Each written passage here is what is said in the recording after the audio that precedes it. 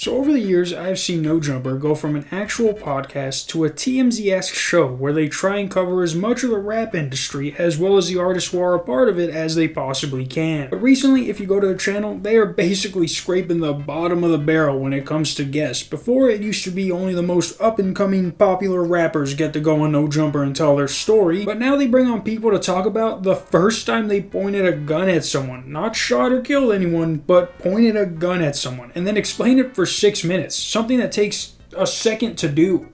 Explaining this for 6 minutes?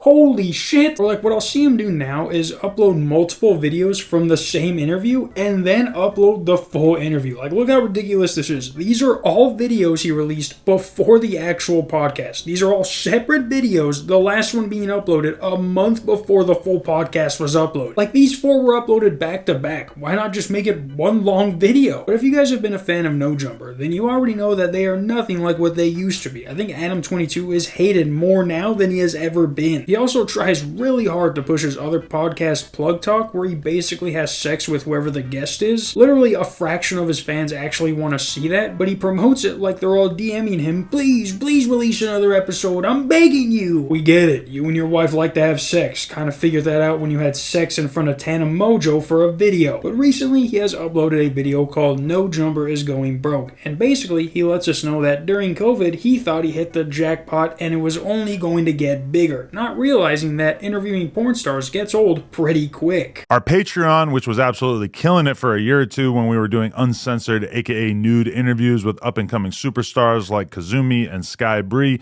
fell off quite a bit with the launch of Plug Talk and a decreased interest in seeing us interview stars. Hey, we're supposed to be about porn stars? That's a bad word. He then mentions how they lost the NoJumper Instagram, which I didn't even know about. They had hella followers on that, but he explains that since they lost it, the money they get from making promotions has basically become a fraction of what it used to be. First, we lost the NoJumper Instagram. After almost 10 years of building it up and essentially no strikes on our account, we got taken down one day and we still have absolutely no idea why. We've had no luck getting it back despite being in contact with what seems like every Instagram recovery guy on the face of the planet. We were bringing in a very solid amount of cash monthly that was keeping us afloat via selling sponsored posts on the account, and that mostly vanished overnight. And while we've been growing the new NoJumper LA account up ever since and managing to sell sponsored collab posts using my Instagram and the NoJumper LA account, we aren't making anywhere near as much from Instagram now. Side note, if you're a meta rep, please DM me. I would love to speak to anyone who could help with this. Why do you say it like that? Please DM me. Please DM me. Turn into Batman a little bit. But now he talks about how one of his former employees is now suing him. And what's funny is that my homie was best friends with the guy who's suing Adam. I guess he can't say who it is, but it was this guy named Yuri, and he was the guy who helped Adam with all this streaming in the beginning. This guy was a computer nerd who eventually started getting recognized enough to start streaming himself. But according to this post I found on Reddit, he is now suing Adam for workplace misconduct. The lawsuit claims that the defendants who held supervisory roles engaged in discrimination, harassment, and retaliation against the plaintiffs while working at NoJumper. It also alleges that NoJumper LLC was negligent in failing to address and prevent these actions. Despite being aware of the misconduct, the plaintiffs are seeking a jury trial to resolve their claims. He then tells us his 3-step plan to dig himself out of this hole, which I think include,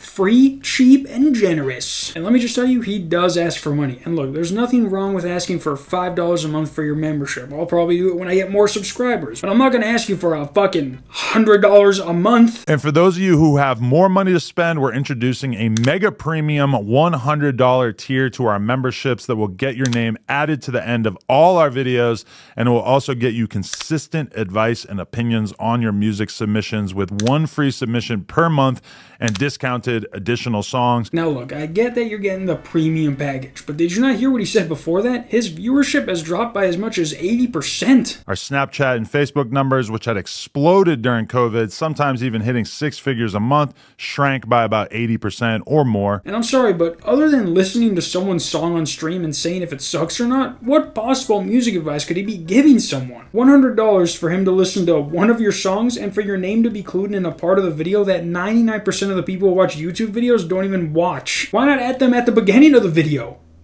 For $100, I hope you do it. He then starts to blame everything on the economy and how rap isn't as good as it once was. And it's like, enough with your excuses. You thought people were going to want to watch you fuck models till the end of time. Oh, you bleep it out now. But you thought you had a generation of gooners behind you when really, we just thought you were going to show more of your wife. And you sure did, but not on YouTube. So, oh well. If everything goes right though, see you later today. Peace.